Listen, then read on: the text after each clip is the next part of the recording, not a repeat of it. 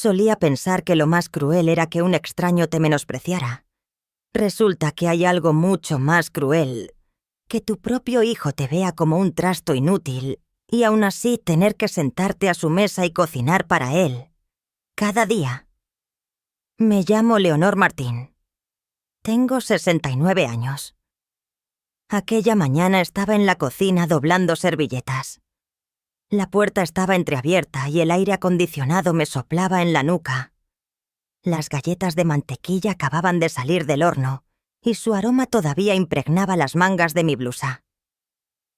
En el salón la televisión daba el pronóstico del tiempo.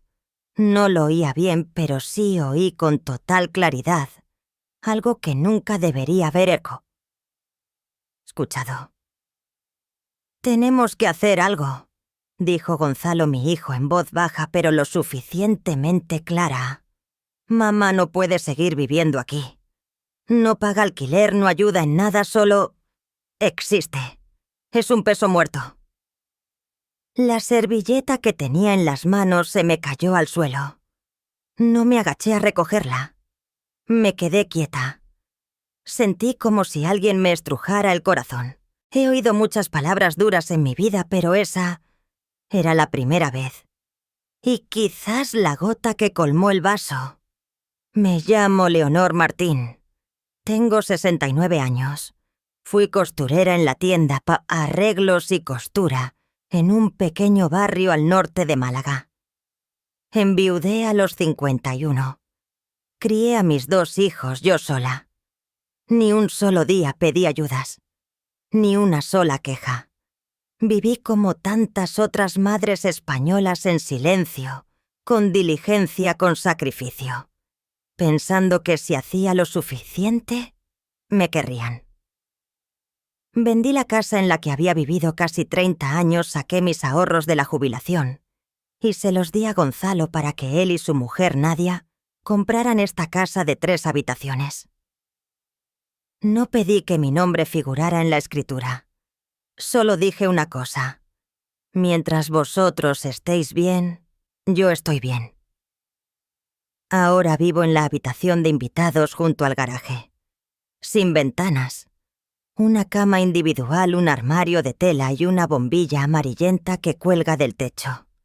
No tengo sala de estar ni derecho a invitar a nadie a casa, pero a mis amigas les digo que vivo con mi familia, como si eso fuera una bendición. Aquella noche, como siempre, preparé la cena. Me temblaba la mano izquierda por la artritis, pero no me quejé. Sopa de pollo y tostadas con mantequilla. El plato favorito de Gonzalo desde que estaba en primaria. Recuerdo cuando se resfrió le preparé exactamente esto. Y me dijo mamá: «Esta sopa cura hasta la tristeza». Ahora nadie lo recordaba. La cena transcurrió en silencio. Traje el último plato de sopa a la mesa y la mano me falló un instante. Solo un poco. El cuenco se inclinó. La sopa se derramó manchando una esquina del mantel y salpicando el vestido de Nadia. Me apresuré a limpiar con la mano. «Lo siento, hija, deja que yo...». «Por Dios», gritó Gonzalo. «¿No puedes tener más cuidado?». Se levantó de golpe y sin dudarlo levantó la mano y me dio una bofetada. No lloré, no me sorprendí. Tampoco sentí dolor. Solo frío.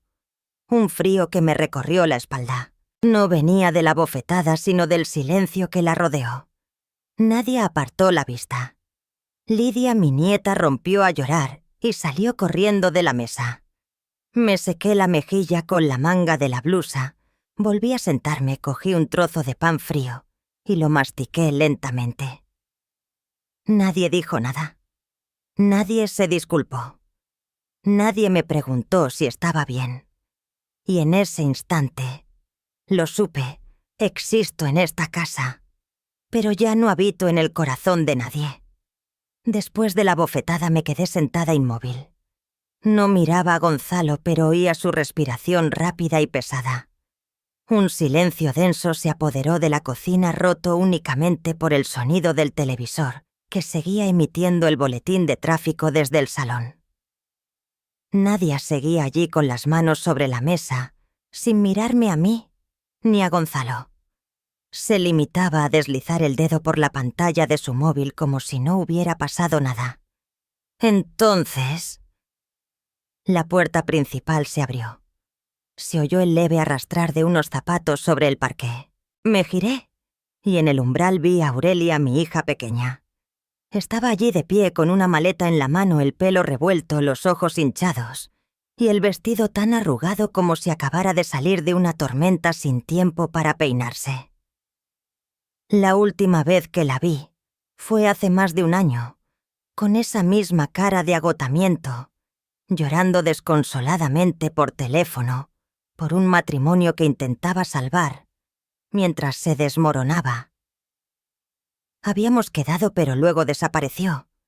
Volvió con su marido en silencio, como si se avergonzara de su propia debilidad. No me enfadé. Lo entendí. Y ahora estaba allí paralizada contemplando la escena de la cocina, yo secándome la mejilla. Nadia mirando hacia otro lado, Gonzalo aún de pie con las venas de la mano, todavía marcadas por el golpe. Aurelia no dijo nada. Solo inspiró hondo, entró, dejó la maleta junto a la mesa y le dio una bofetada a Gonzalo. No fue una bofetada para hacer justicia. Fue una bofetada cargada de una infancia de abandono de años, viendo cómo le gritaban a su madre por errores sin nombre, y de noches acurrucada en un rincón de su cuarto, escuchando a sus padres discutir, y luego callar sin que nadie pidiera perdón. «Como vuelvas a tocar a mamá», dijo Aurelia con voz ronca, pero cada palabra era nítida, llamaré a la policía. Y esta vez no retiraré la denuncia como hice con mi marido. Nadie pudo reaccionar. Gonzalo retrocedió medio paso con los ojos inyectados en sangre y gritó: «¿A qué has venido?» «A mendigar unos euros de la casa de la que mi madre vive de gorra». Esa frase, «mi madre vive de gorra», fue como una puñalada en el estómago. Me levanté lentamente. No por indignación. No para defenderme. Simplemente no podía seguir sentada ni un minuto más en aquella cocina donde el calor humano parecía así haberse esfumado, dejando solo los gritos de mi hijo y el silencio cruel de mi nuera. Me puse frente a Gonzalo. Lo miré fijamente más tiempo de lo normal. El tiempo suficiente para ver su barbilla temblar ligeramente, su mirada esquiva, y a la persona a la que una vez quise. El niño que llevaba zapatillas de lona rojas, que usó ceras de colores para escribir «Feliz Día de la Madre» en el cristal del coche, que lloró a moco tendido cuando sacó su primer suficiente. Había querido tanto a mi hijo que me volví ciega. A partir de hoy, dije despacio, ya no eres mi hijo. Nadia seguía sin mirarme. Se levantó, llevó su plato al fregadero fingiendo no haber oído nada. Tampoco necesitaba su respuesta. Ni la aprobación de nadie. Ni el consentimiento de nadie. Solo necesitaba decirlo en voz alta para liberarme de la creencia errónea de que debía aferrarme a un hijo que ya no se aferraba a mí. Volví a sentarme. Apreté el borde de la mesa con la mano derecha para no temblar. Mi vista se posó en la foto familiar que colgaba torcida en la pared, una foto antigua pegada con celo después de una reparación eléctrica. Yo estaba en el centro abrazando a mis dos hijos, pero mi parte había sido cortada. La esquina izquierda estaba manchada por el agua y la habían recortado para que cupiera en el marco. Nadie pensó en imprimir una nueva. Nadie lo mencionó. Una vez pregunté con suavidad: ¿y la foto antigua? Gonzalo se encogió de hombros. Este marco es más pequeño. Nadie se dará cuenta de que falta un trozo. En aquel momento, me lo creí. Ahora lo entendía, me habían dejado fuera del encuadre hacía mucho tiempo. Yo solo fui la última en darme cuenta. Hace 3 años Gonzalo vino a verme un sábado por la tarde. Lo recuerdo porque estaba tendiendo las sábanas en el patio y todavía tenía las mangas manchadas de jabón cuando abrí la puerta. No vino solo. Nadia estaba detrás de él, con un café para llevar en la mano y los ojos enrojecidos. Gonzalo parecía nervioso como el niño que ha metido una moneda en un enchufe y está ahí a punto de confesarlo. Pero esta vez no era por una travesura, sino por falta de dinero. Hay una casa estupenda, mamá, dijo Gonzalo. Una zona tranquila, buenos colegios con patio para que jueguen los niños. Solo nos falta el dinero para la entrada. El resto podemos conseguirlo. No pregunté, ¿cuánto? No pregunté, ¿por qué no lo habéis preparado antes? Tampoco pregunté, ¿a nombre de quién estará la escritura?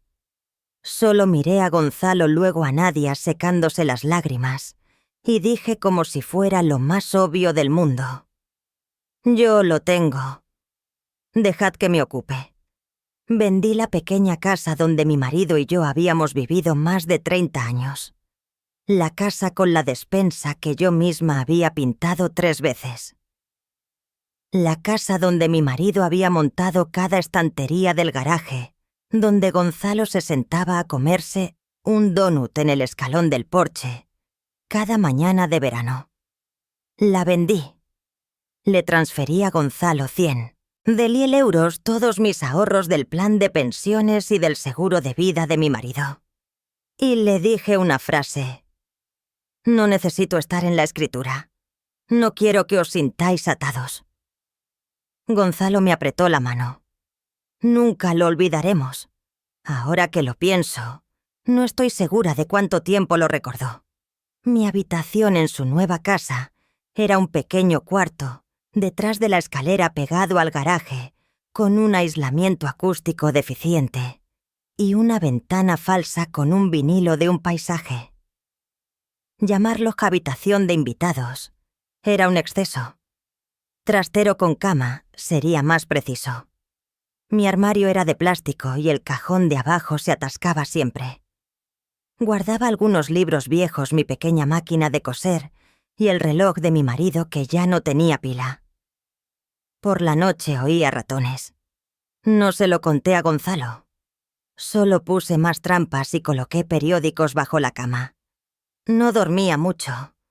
Me levantaba temprano sobre las 5:30 para empezar a preparar el desayuno. Para cuando Nadia se despertaba yo ya había lavado los pañuelos de Lidia y planchado la camisa de Gonzalo para que fuera a trabajar. No necesitaba que me dieran las gracias. Solo necesitaba existir en paz. Pero un lunes por la mañana Nadia me dio la lista de la compra. Había escrito cada artículo con un rotulador negro, especificando el peso y la marca. Al final añadió una línea en letra pequeña como una nota al margen. Puedes comprarte tus propios yogures. Comes muchos. Leí esa frase una y otra vez. No sabía si me dolía más el tuteo condescendiente o el «comes muchos». No dije nada. Solo taché esa línea y fui a la compra como siempre. Pero a partir del día siguiente, dejé de comer yogur. También dejé de comer las galletas que hacía y de beber té en bolsitas porque Nadia decía que ese olor le resulta raro a Lidia. Una noche, mientras recogía la mesa, vi por casualidad un sobre la encimera.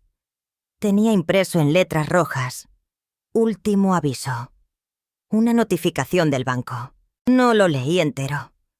Solo le di la vuelta y eché un vistazo rápido a la línea de abajo, la fecha de pago, la cantidad y el destinatario. Mi nombre no estaba allí. Cogí el papel, lo llevé a mi cuarto y lo examiné bajo la tenue luz de la lámpara. Toda la página llena de letra diminuta del banco de la sucursal. Pero ninguna línea mencionaba a Leonor Martín. A la mañana siguiente, volví a dejar el sobre en su sitio. Durante el desayuno pregunté con suavidad Gonzalo el papel de ayer. ¿Qué era? Él no levantó la vista del móvil. Ah, nada, se habrán equivocado. No te preocupes, mamá. El papeleo de hoy en día es un lío. Luego sonrió. Una sonrisa forzada superficial, sin mirarme a los ojos. Yo también sonreí. Pero por dentro sabía que lo más lioso, en ese momento, no era el papeleo.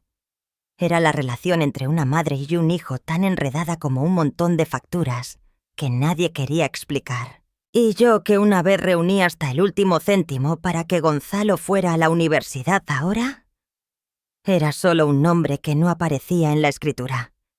Un nombre que había sido borrado sin que nadie tuviera que pedir permiso. Me levanté a las 5 de la mañana, un poco antes de lo habitual. Aún estaba oscuro. Solo la luz del porche se colaba por la rendija de la puerta de la cocina. No encendí la luz principal, solo la pequeña lámpara junto al fregadero. En silencio como cada mañana. Pero aquel día no era como los demás. Me serví una taza de café solo. Sin azúcar, sin leche. Había renunciado a Mam Umbos hacía años tras una advertencia de prediabetes. Me senté a la mesa de la cocina, encendí mi pequeño portátil y abrí el correo del banco. En la esquina de la pantalla aparecía el importe que había transferido cada mes puntualmente durante 3 años para una casa en cuya escritura mi nombre nunca había figurado.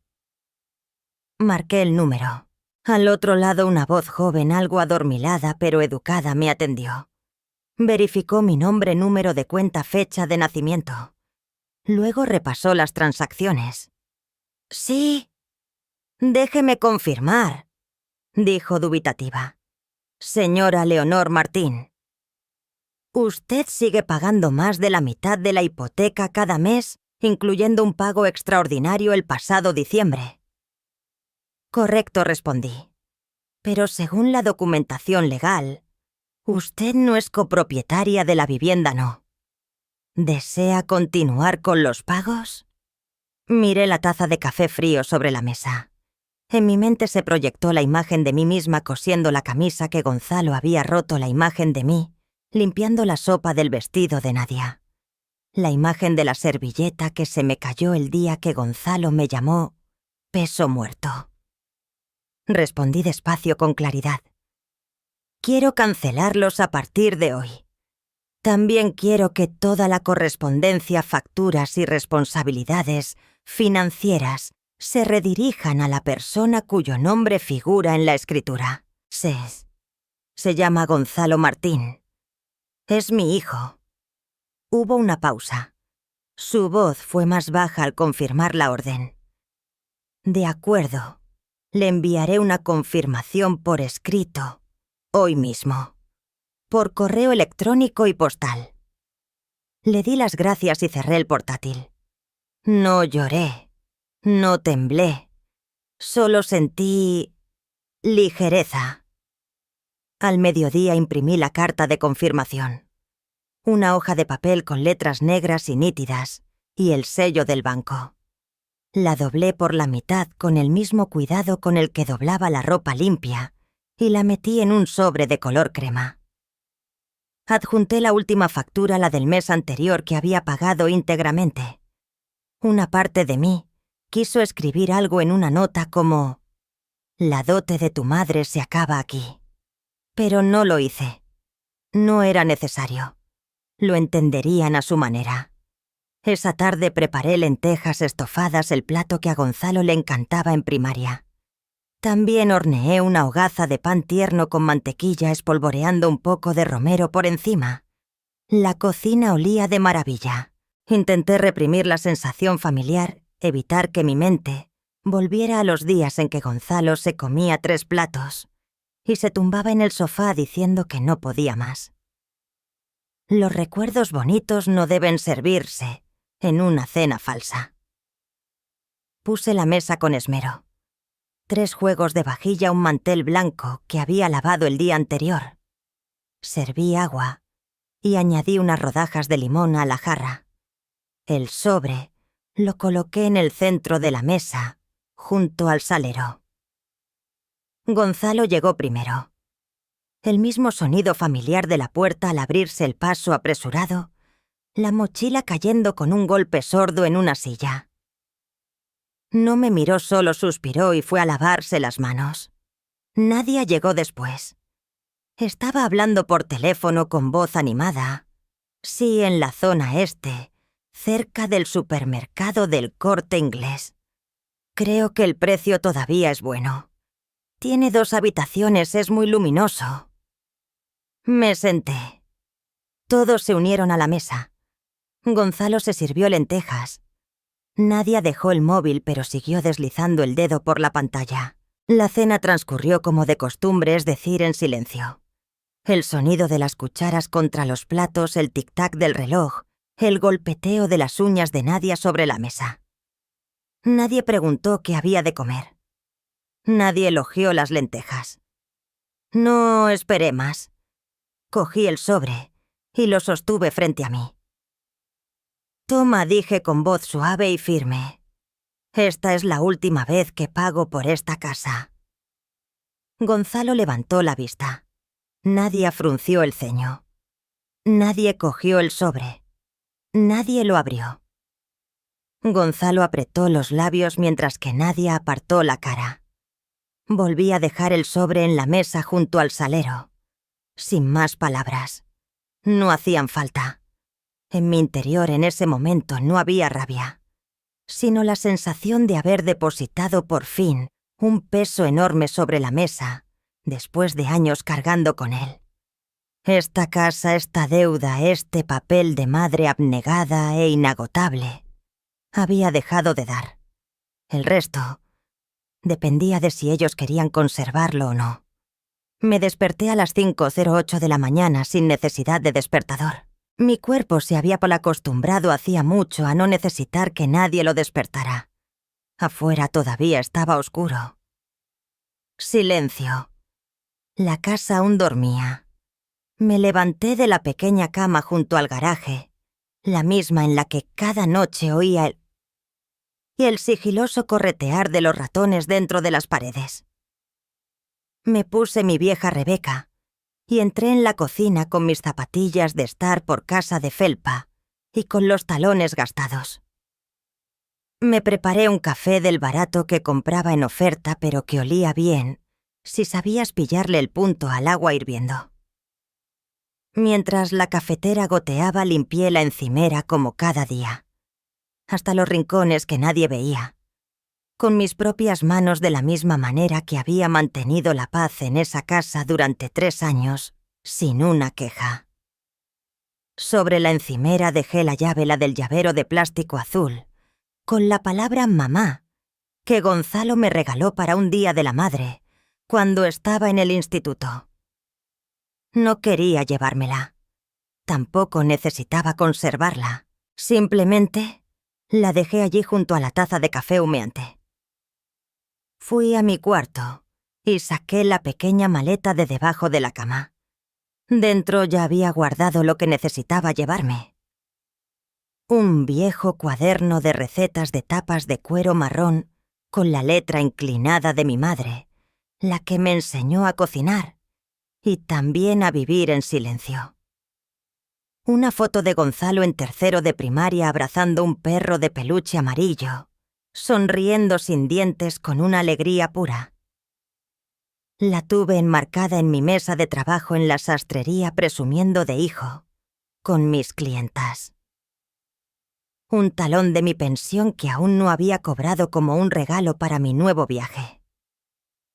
Y las zapatillas de felpa que llevaba puestas. Viejas pero suaves y mías. No me llevé mucho. Solo lo suficiente para no mirar atrás. 6:02 de la mañana. Estaba en la parada del autobús a 10 minutos andando de la casa. La calle aún no estaba concurrida, solo un anciano, paseando a su perro, ambos moviéndose con la pereza de la madrugada fría. Cuando llegó el autobús no me giré para mirar la casa. Solo cuando ya estaba sentada a través del cristal empañado por el vaho, eché una última mirada furtiva. Aquella pequeña casa con el porche donde una vez planté lilas con el escalón, donde me sentaba a esperar que Gonzalo trajera a mi nieta del colegio, se fue alejando haciéndose más pequeña, desvaneciéndose como una deuda saldada. El viaje duró más de 10 horas por carreteras que ya había recorrido pero a las que nunca había prestado atención. No dormí ni soñé. Solo estuve sentada abrazando mi bolso con la cabeza apoyada en la ventanilla. El asiento era un poco duro. Nadie me habló. No me importó. Tampoco lo necesitaba. Cuando llegué a Málaga era casi mediodía. El aire aquí era diferente, más salado, más suave, como si la brisa del mar supiera cómo calmar a los cansados. Bajé del autobús. La estación era pequeña, de baldosas viejas, con una hilera de palmeras torcidas. Una anciana pasó a mi lado con una bolsa de papel y me sonrió. Nueva por aquí, asentí, y le devolví una leve sonrisa. Me quedé allí unos minutos y entonces vi a Aurelia. Llevaba una chaqueta fina, el pelo recogido en una coleta alta, los ojos hinchados pero brillantes. Con una botella de agua en la mano se acercó a mí a toda prisa. Nos miramos. Al principio ninguna dijo nada. Luego se acercó y me abrazó durante un largo rato. No fue un abrazo rápido de saludo, sino el abrazo de una hija que ha aprendido a sufrir y de una madre que ha decidido marcharse para no ser herida más. «Ya estoy aquí», dije casi en un susurro. «Sí, y esta vez has venido para quedarte», respondió ella. Ambas lo entendimos, no había nada más que explicar. No necesitábamos el permiso de nadie.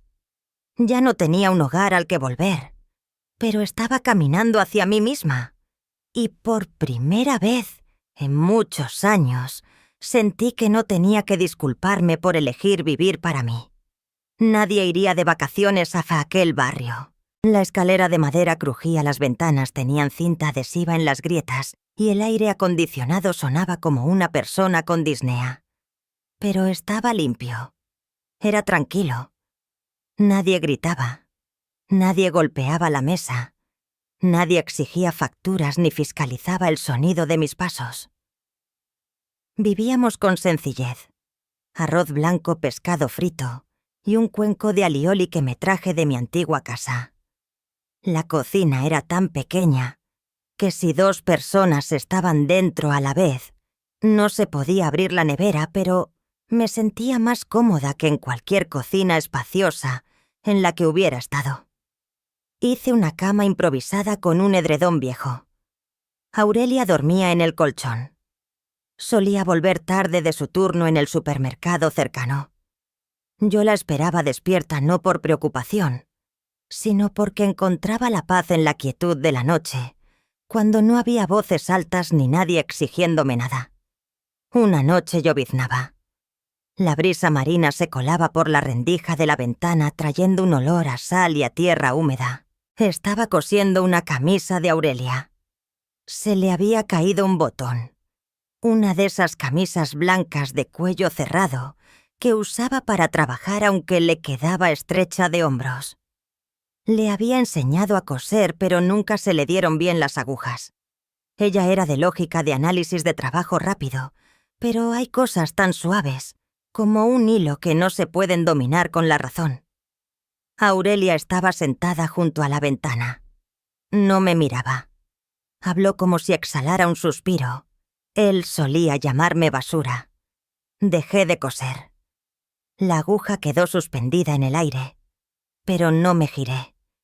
No cuando discutíamos, continuó, sino cada vez que estaba de mal humor.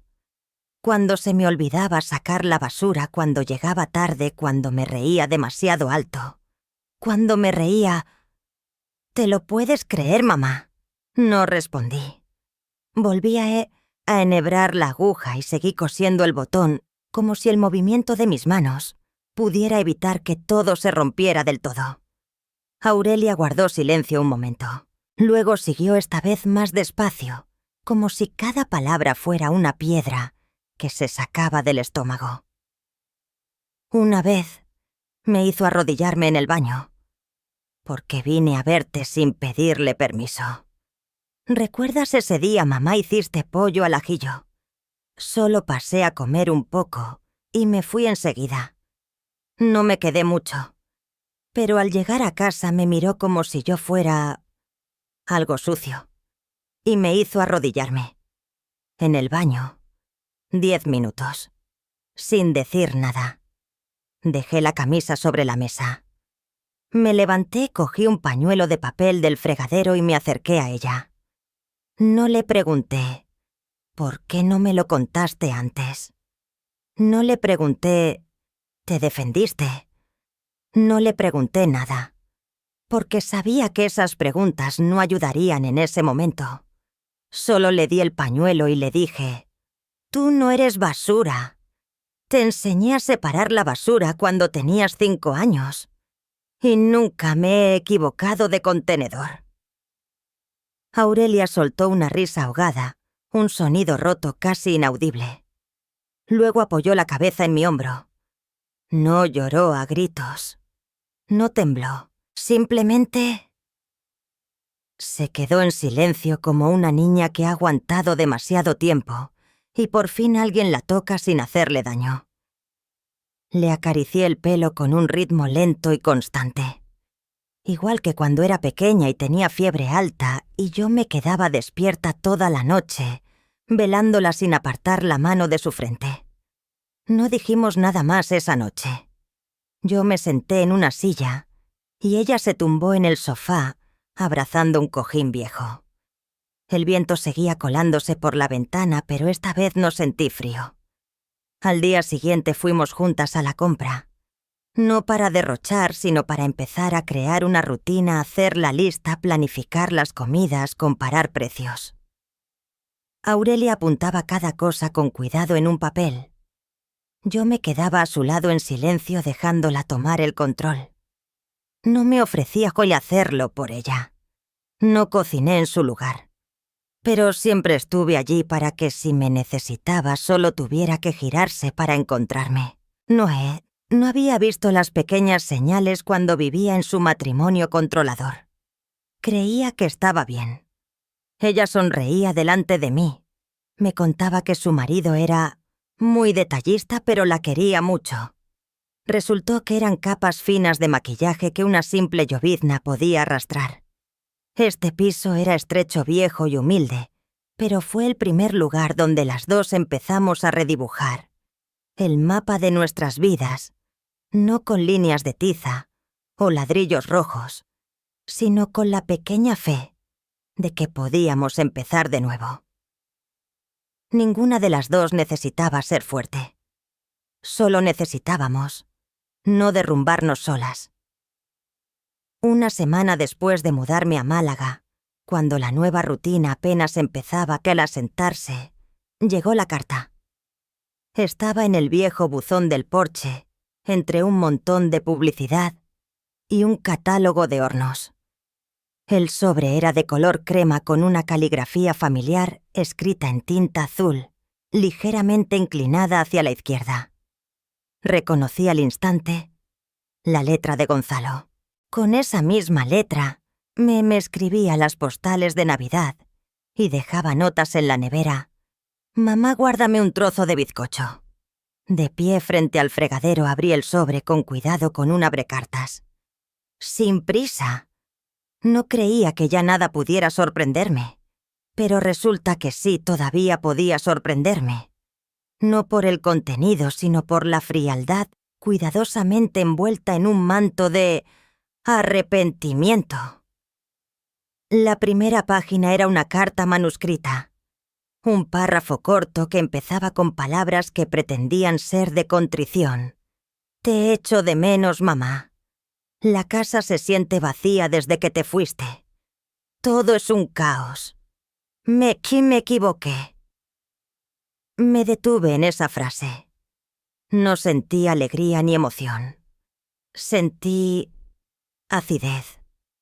Como si alguien usara una voz de arrepentimiento para allanar el camino a algo más que se ocultaba detrás.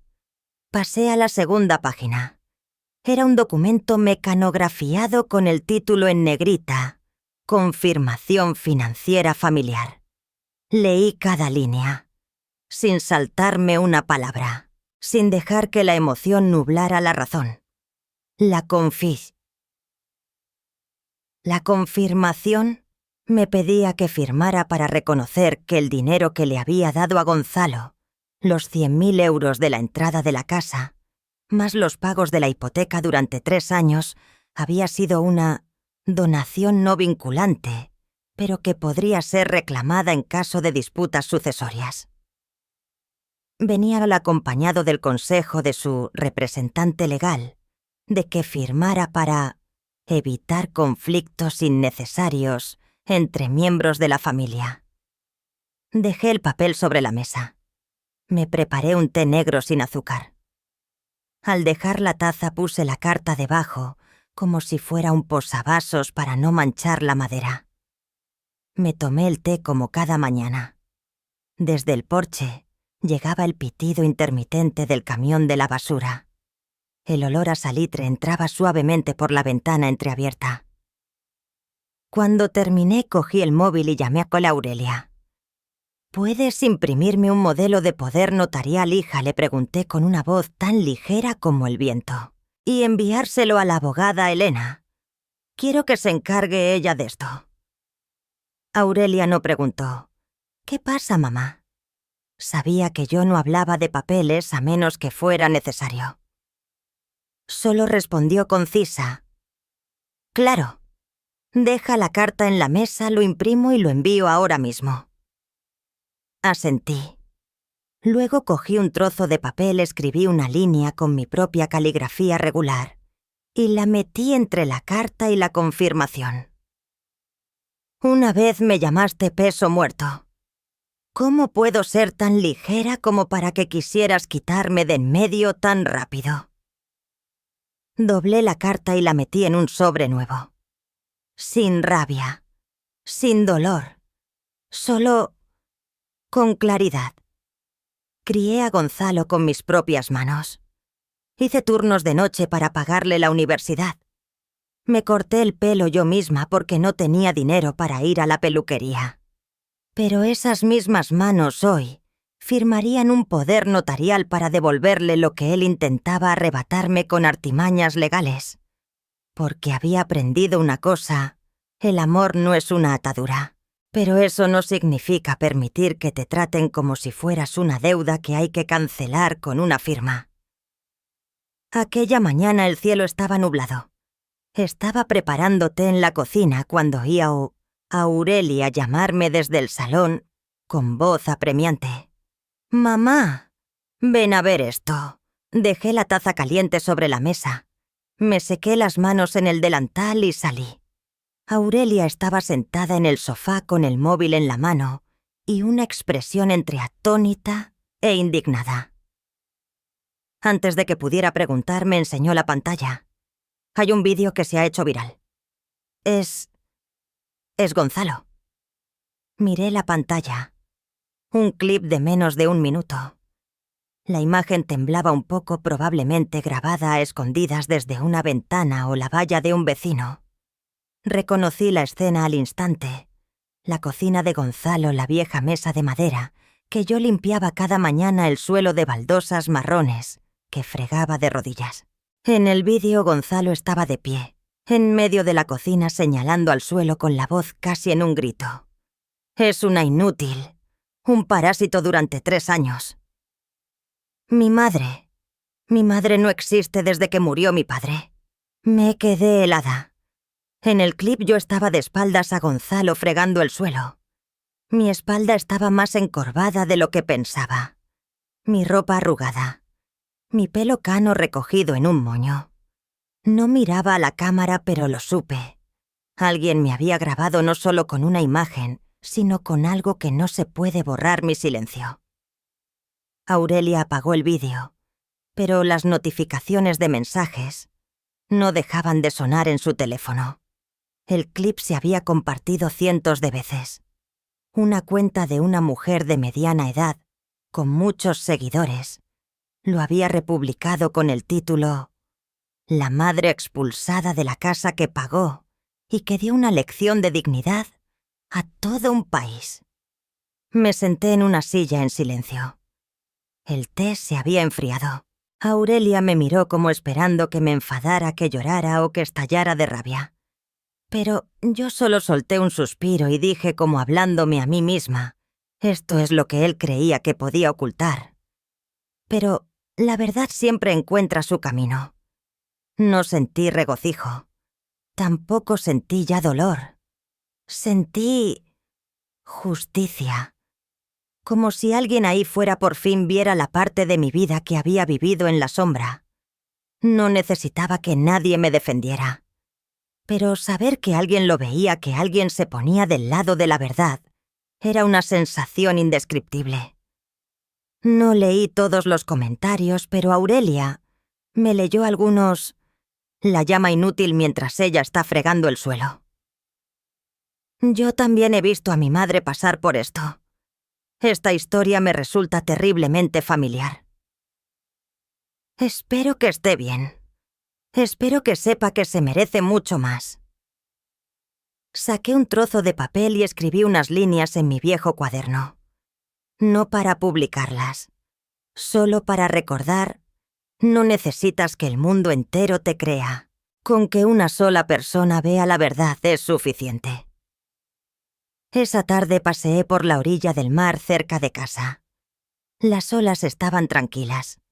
Unos cuantos ancianos hacían tai chi en el césped del parque. No llevé el móvil. Solo me llevé mi sombra mucho más ligera que antes, porque ya no tenía que esconderme de la luz. No sé quién grabó el vídeo.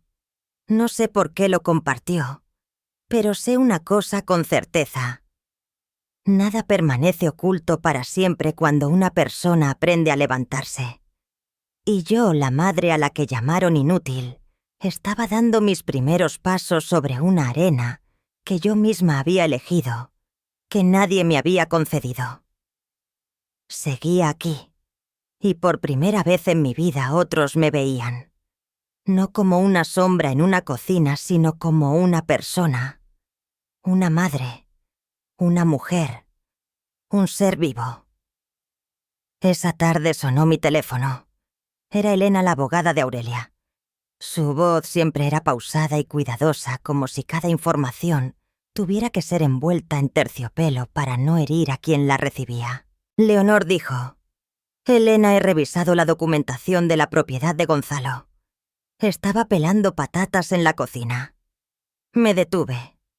Dejé el cuchillo sobre la tabla y me sequé las manos en el delantal». «¿Ocurre algo?», pregunté, aunque ya sentía una extraña premonición.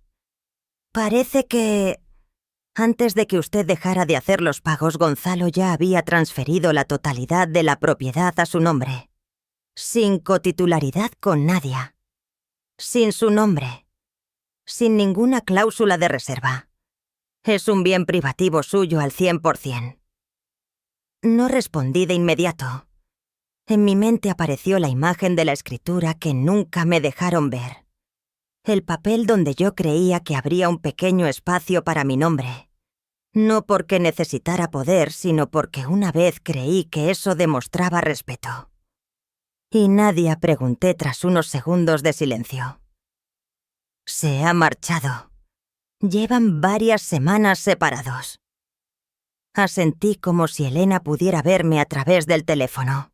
Le di las gracias, colgué y dejé el móvil sobre la vieja mesa de madera, sobre una pequeña quemadura que hice en 1998, intentando hornear rollos de canela en un horno nuevo. Me senté a la mesa y abrí el portátil. Elena me había enviado una copia escaneada de la escritura de transmisión. La abrí y amplié la sección de las firmas. Era muy clara la caligrafía de Gonzalo. Debajo de su nombre, la confirmación transmisión de la plena propiedad, sin cotitularidad. El nombre, Leonor Martín, no aparecía en ninguna parte. Ni en la sección de aportaciones, ni en las notas, ni al pie de página, ni siquiera en un agradecimiento por la ayuda inicial. Me recliné en la silla y solté un largo suspiro. A veces lo que más duele no es un corte visible, sino el espacio en blanco, donde deliberadamente omitieron tu nombre. En la pared todavía conservaba un trozo de papel viejo y amarillento plastificado hace mucho tiempo, un cartel que ponía Tequequichis. Te quiero, mamá, que Gonzalo hizo en tercero de primaria. La palabra quiero tenía una falta de ortografía y el nombre, Gonzalo, estaba escrito con rotulador rojo repasado 2 veces para que destacara. En una esquina había escrito en pequeño, Gonzalo Pilos mamá y Lila siempre. Recuerdo el día que me lo dio. Me dijo, tienes que pegarlo en la cocina, mamá, para que lo veas todos los días. Y así lo hice. Y durante más de una década, incluso en las mudanzas, me llevé ese cartel conmigo.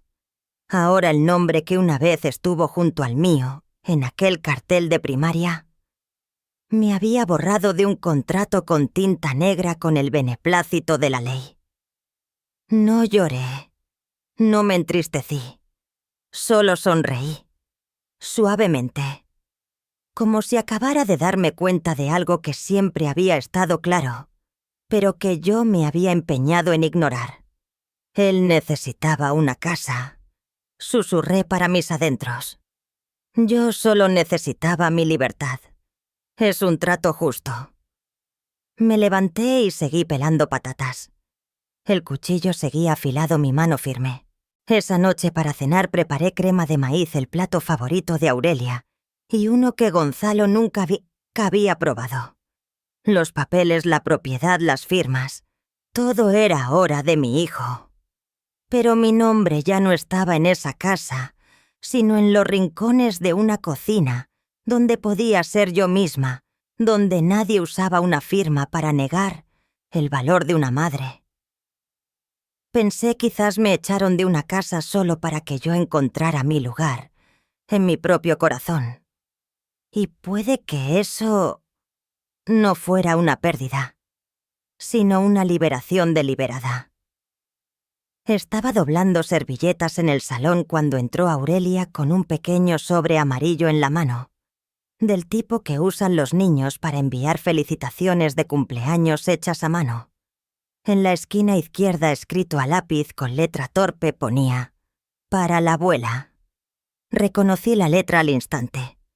Grande, un poco inclinada, la G al revés, y la palabra abuela, escrita con esmero. Era de Lidia, mi nieta, la niña que se sentaba en mi regazo durante horas para dibujar galletas con ceras de colores, o que jugaba a ser chef, y probaba cada hornada que yo sacaba del horno. Abrí la carta con las 2 manos. Dentro había una hoja de papel doblada un poco arrugada y un dibujo garabateado. 2 personas se abrazaban junto a una ventana, una con el pelo cano y un delantal, la otra diminuta con una galleta en la mano. Debajo del dibujo una frase escrita con dificultad: «Te echo de menos, abuela. Echo de menos el olor a galletas». Mamá lloró cuando leí la carta.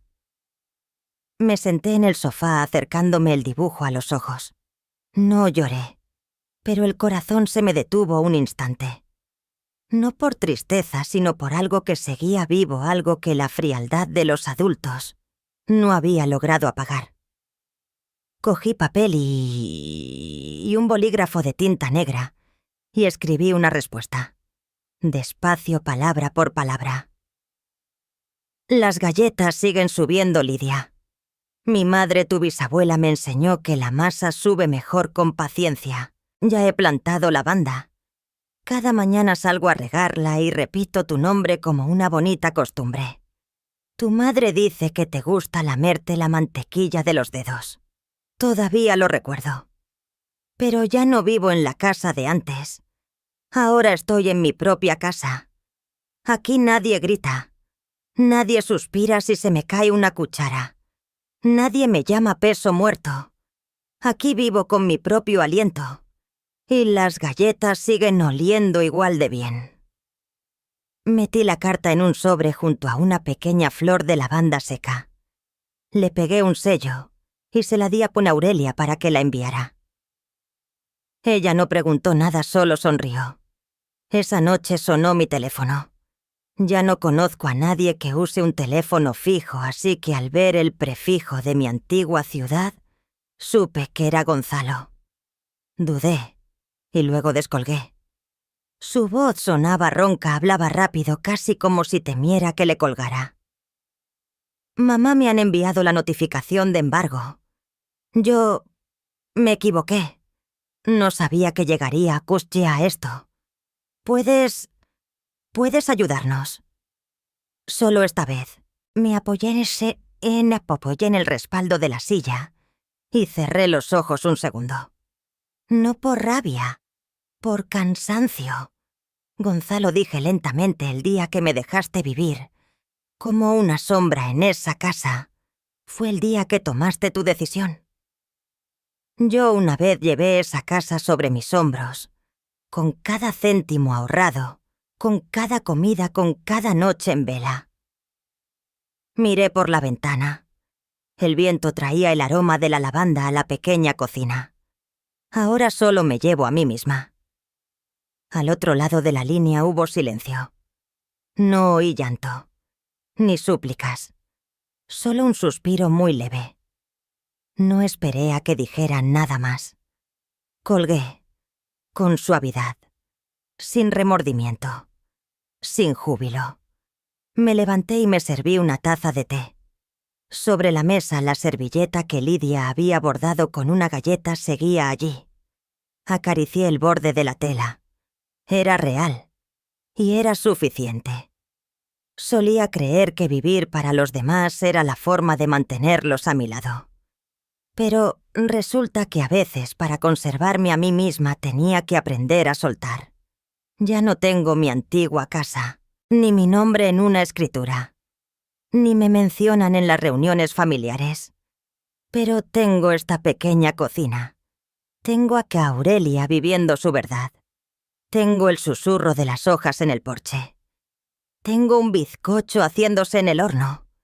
Y me tengo a mí aquí completa en el sentido más puro de la palabra. No soy un peso muerto. No soy un plan B. No soy una sombra. Soy solo una madre que ha elegido llevarse a sí misma. Cuento esta historia no para quejarme ni para que nadie me compadezca. La cuento porque sé que hay mujeres como yo, que han vivido toda su vida para los demás, hasta darse cuenta de que han desaparecido de su propia existencia. Si estás leyendo esto, quizás a ti también te han llamado peso muerto. Quizás también has recibido silencio en lugar de gratitud. Y quizás, como yo, te has preguntado, ¿qué valor me queda si ya no puedo hacer nada por nadie? Solo quiero decirte esto. No necesitas el permiso de nadie para existir. No necesitas ser joven, fuerte, útil o ganar dinero para que te respeten. Tienes derecho a ser amada incluso cuando no te queda nada que dar, salvo a ti misma. Perdí una casa, pero encontré mi voz. Y si yo pude hacerlo a los 69 años, tú también puedes, sin importar la edad que tengas o cuánto tiempo lleves arrinconada en la sombra. Si mi historia ha resonado en ti, comparte lo que piensas en los comentarios. Quizás en un comentario silencioso, otra mujer se sienta vista. Y quizás tú misma seas la razón por la que alguien no se rinda. Te veo, te creo, y te lo mereces.